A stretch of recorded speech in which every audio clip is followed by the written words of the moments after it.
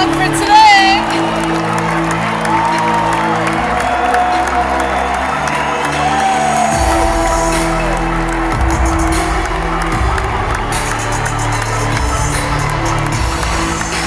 Jumping my pants up to my rumble.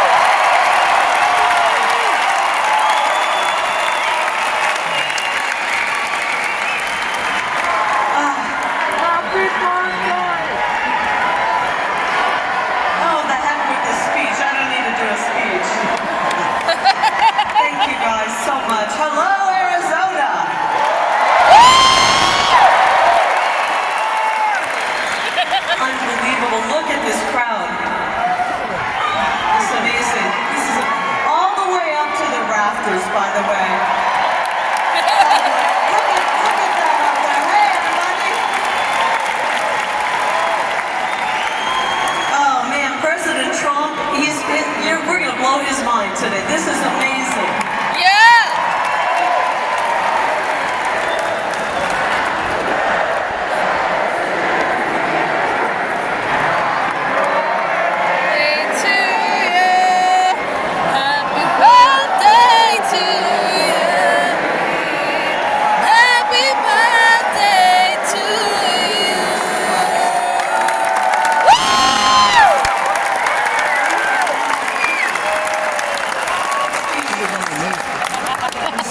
For the first time in my life, I'm speechless. The fake news media probably likes the thought of me being speechless. But I'm about to get wound up, is that okay? We don't need to bus people in, we don't need free concerts. We're here because we love America.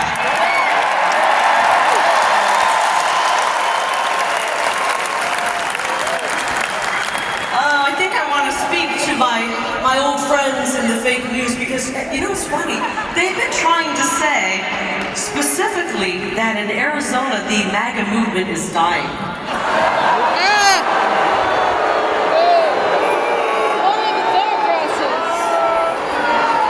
Do me a favor, let's let those guys back there in the fake news know that MAGA is alive and well in Arizona.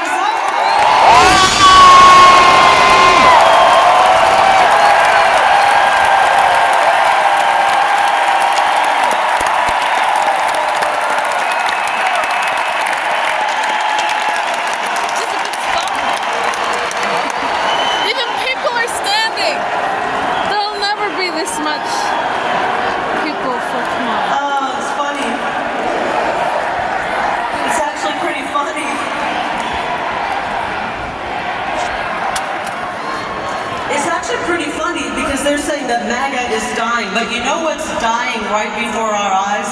The fake news is dying and the propaganda.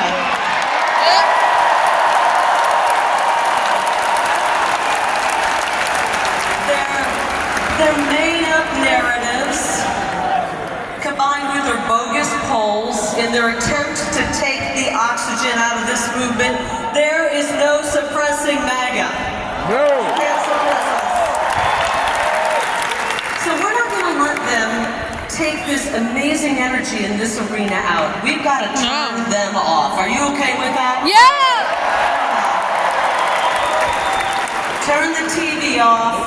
Get rid of your subscriptions if you're still getting the newspaper. because it's my word that we need this energy for the next 2.5 months, and we can't let any of it die down. Yeah! So, by the way, thank you for the beautiful happy birthday song. I appreciate it. Thank you so much.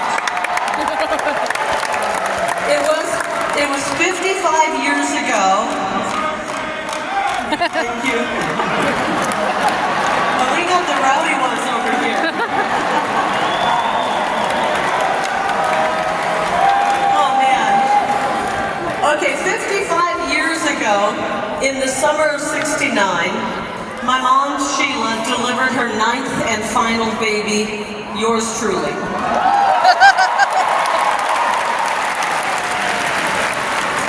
I wish that my mom and my dad were alive right now to see this. Aww. I really do. My mom was a nurse. My dad was a very successful head football coach. And I will tell you this, speaking of football coaches, we've heard a lot about them lately.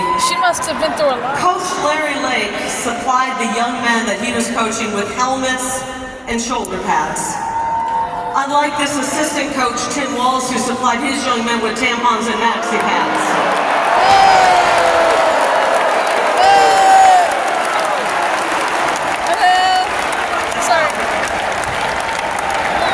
U.S. Senate t-shirt to help celebrate my birthday. I really know that.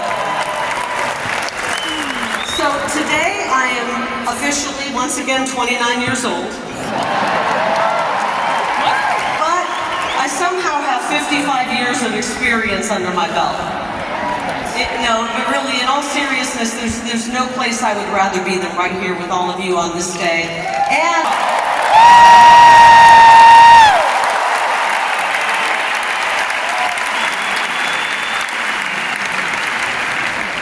I'm worried we're going to wear out our energy.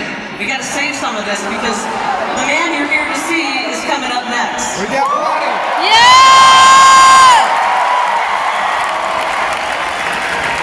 So I have to tell you a story, okay?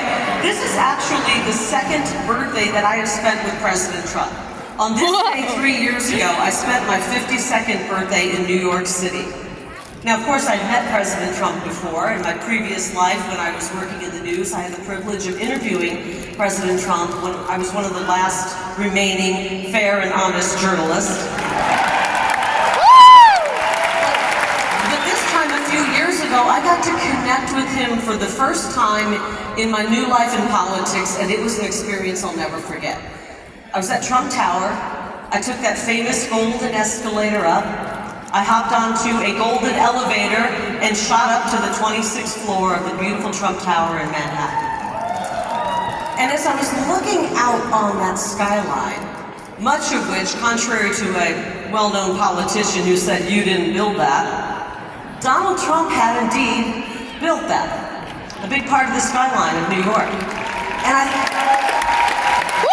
thought to myself, so is this what Frank Sinatra sang about in New York, New York? This was Trump Tower, this was New York City. If we could make it there, you can make it anywhere. Jeff and I were there. We were led into his office, and behind a large, beautiful desk sat a larger-than-life Donald J. Trump. He welcomed us, and immediately we launched into a recap, and he remembered a recap of a Turning Point event that we both attended about a month earlier. And he talked about the huge, loud, incredible, warm applause that I had received when he called out my name from you, the people of Arizona. And he said to me, I'll never forget it. He said, Carrie, that wasn't a poll that you hire a pollster to do. That was a real poll. That was the people telling me who they support. Right? This is totally worth it. And then he began asking a few questions about how the campaign was going, polling, about policy. And I'll be honest, I was able to answer all of them with no problem, except for one. A very important question that took Jeff and me completely off guard. And my husband, I don't know where he is. Are you out here, Jeff, somewhere? Come here, hon. Aww. Say hi to Jeff, please. Hello, Jeff.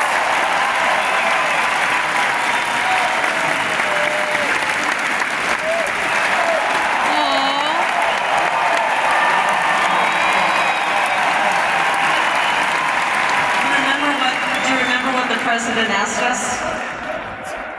He asked us how long we've been married. That's what stumped us. Jeff forgot. You forget too. And to Jeff's benefit, I also forgot. Now, you know, we turned to each other and we started counting and doing the math, and we came up with the figure 23 years. So we'll never get that wrong again, will we? Love you. Love this man. That's right. 3 weeks ago, Jeff and I celebrated our 26th anniversary. It feels like the first year, doesn't it? So let me get through the story. So what was supposed to be a 15-minute meeting had turned into an hour-long conversation with Donald Trump. At the end of it all, the president rose, he shook our hands, he told me he would support me and endorse me. It was the greatest birthday gift I'd ever received. Really great. So, long story long, I spent my 52nd birthday in New York City with the greatest president. I'm spending my 55th birthday here in Glendale with all of you and the greatest president. Yes. In Arizona, I look forward to spending my 56th birthday in Washington, D.C. with the greatest president representing you.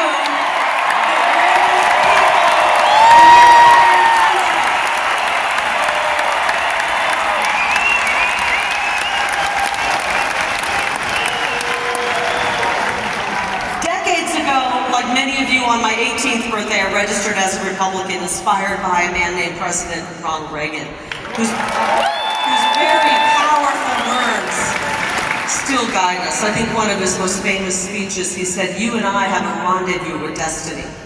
We'll preserve for our children this, the last best hope of man on earth, or we'll sentence them to take the last step into 1,000 years of darkness." That speech was called A Time for Choosing. And that's exactly where we stand at this moment. We're at a crossroads and we have a choice right now. We either save this country and our best days are ahead of us, or we plunge into 1,000 years of darkness. Guys, we're gonna save this country. Yeah.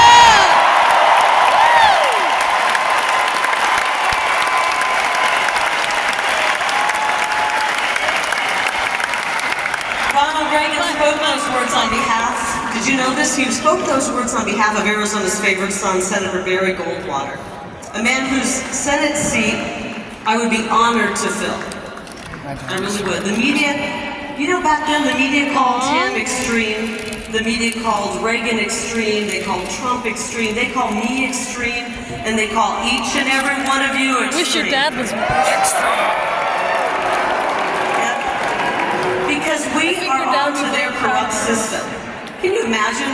Can you imagine calling a middle-aged mom like me a far-right extremist? Sure. Oh my God. She says, we love it. You know what? So far, I have been right about everything. Yeah. And the only extreme thing about us and me is that I'm extremely worried about my children's future. That's true. I am. I'm extremely worried about what my opponent, Ruben Gallego, will do to the state that we love. I'm running against the most radical man to ever run for office in Arizona history. Have you seen Ruben's commercials? Honestly, they should come with a laugh track because they are an absolute joke. They really are. For a decade in Congress, this man was a card-carrying member of the Progressive Caucus, a man actually to the left of Bernie Sanders and to the left of the Squad. And now he's bombarding our airwaves with ads meant to make him look like a cross between Mr. Rogers and G.I. Joe. So we should call him. when in reality, he's just Nancy Pelosi with a scruffy beard.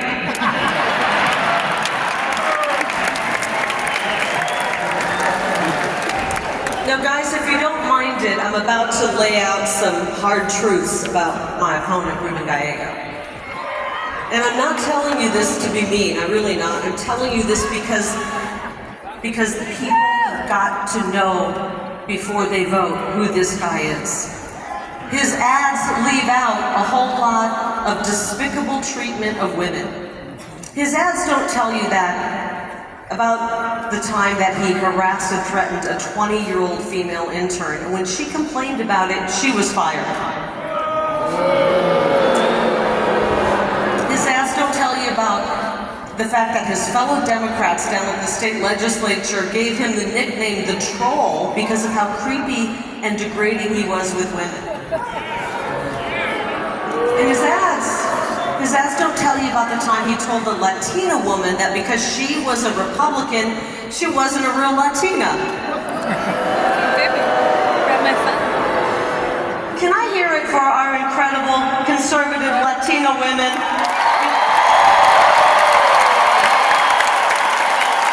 We got a house full.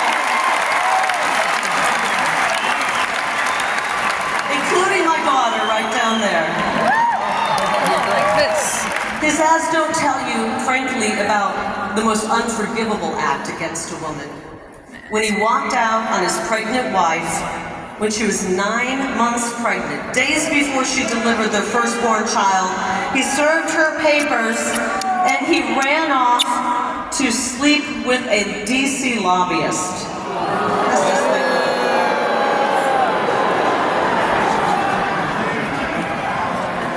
I can promise you, if Ruben Gallego will abandon his family to jump in bed with a lobbyist, he will abandon Arizona in favor of DC lobbyists every single vote.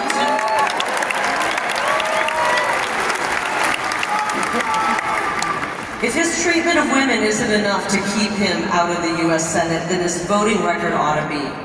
I want to talk about his votes. He supports open borders. He told donors, this is actually shocking, he told donors when it comes to the border, it's not his expertise. He called the border wall, which is keeping us safe in some areas, dumb and stupid. And he voted against the SAVE Act. That means he wants millions of illegals to vote in this upcoming November election. Of course. Bad idea, Ruben. He voted for sanctuary cities. He supports amnesty. He's weak on law and order. Can't believe it. I don't even think he likes our police officers. He actually called them the bad guys. He did. The direct quote, in case the media wants to, fact check me, he said the bad guys are the ones behind the police line. How dare you, Ruben? How dare you? He marched and defunded the police. Came to the very short period of time that he worked in the private sector to save their life savings. At another company he worked for, under federal investigation during Ruben's time for Medicare fraud. Guys, I'm telling you all this because the fake news media won't cover him. Let me tell you, if I had one of those digs against me, they would be all up, all over it, and they won't cover him. If Ruben Gallego is willing to defraud Medicare, he's willing to cut Medicare. He ripped off our seniors before, he will do it again. I want you to know when it comes to Medicare and Social Security, our seniors paid into it, and they lived up to their end of the deal. Uncle Sam needs to live up to his end of the deal.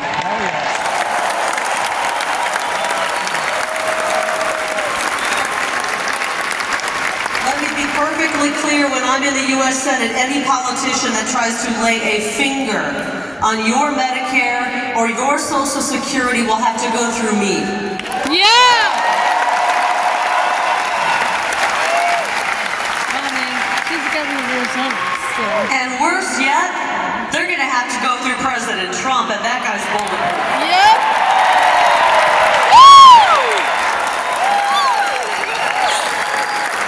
Arizona, we've got to reject the dead-end Biden-Harris agenda that Ruben Gallego voted for 100% of the time. We can't take 4 more years of this. No. But the good news is we don't have to take unemployment.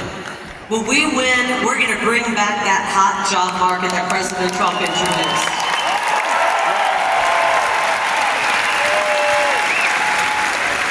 Frankly, the only people I want to see out of a job are the human smugglers, the drug smugglers, the child traffickers, the cartels, and I'd like to see the propagandists in the media on the unemployment line.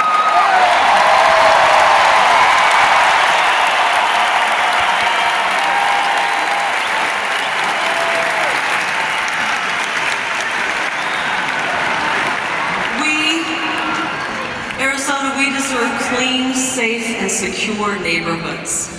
We deserve to be prosperous again, and our children deserve a shot at the American dream. And I'm going to be a little bit selfish right now. I'm not a career politician. I'm a mother of 2 beautiful children. My son is 19. Let's hear it for our boys.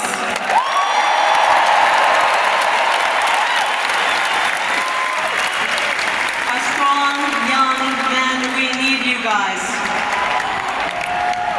I'm worried about my son and daughter's future, and I'm worried about your future as well.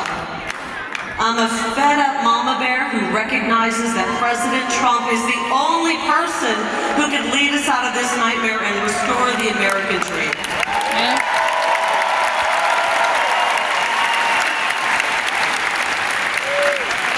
And that's why we elected him in 2016 and in 2020.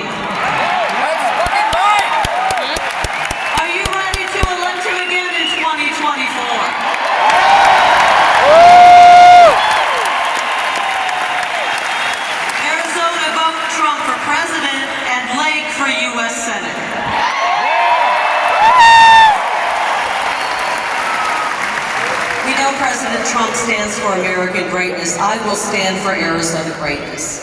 So here's my promise to you, starting on day 1.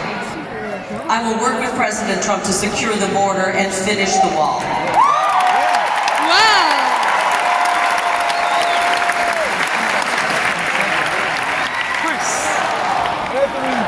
I'm a bunch of stuff. Build that wall! Build that wall! Build that wall! Build that wall! Build that wall!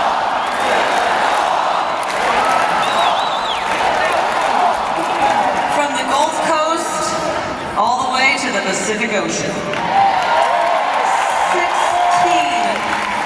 16 million people poured across our border during the Biden invasion.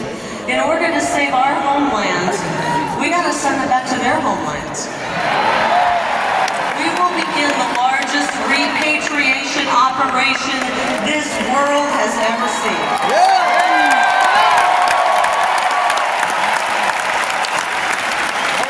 We will define the drug cartels.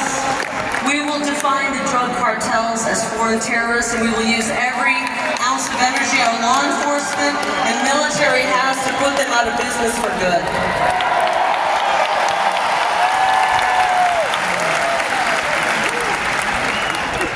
That's how we end human smuggling. That's how we end child sex trafficking. And that is how we end the scourge of fentanyl. The #1 cause of death right now for our young people is fentanyl poisoning. Too many sons and daughters and sisters and brothers and loved ones are being wiped out by these cheap counterfeit poisonous pills. 290,000 young people are gone under border czar Kamala Harris and Ruben Gallego.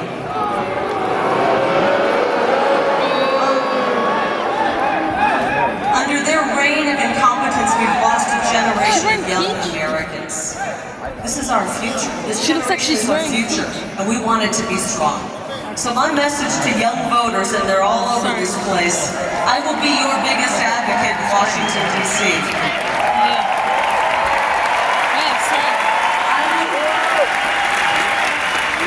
I will do everything I can to help you guys start a family, own a home, and live the American dream.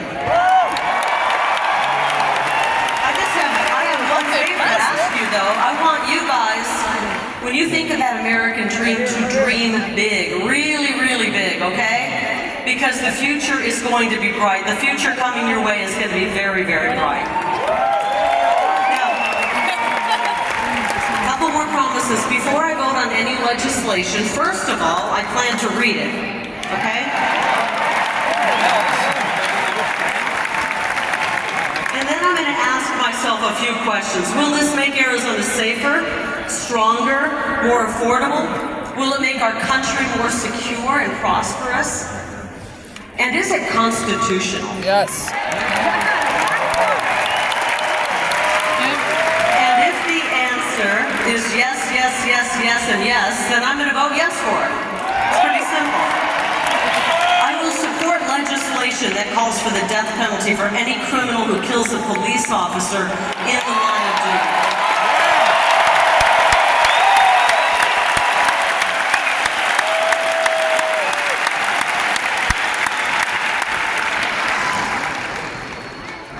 And my message to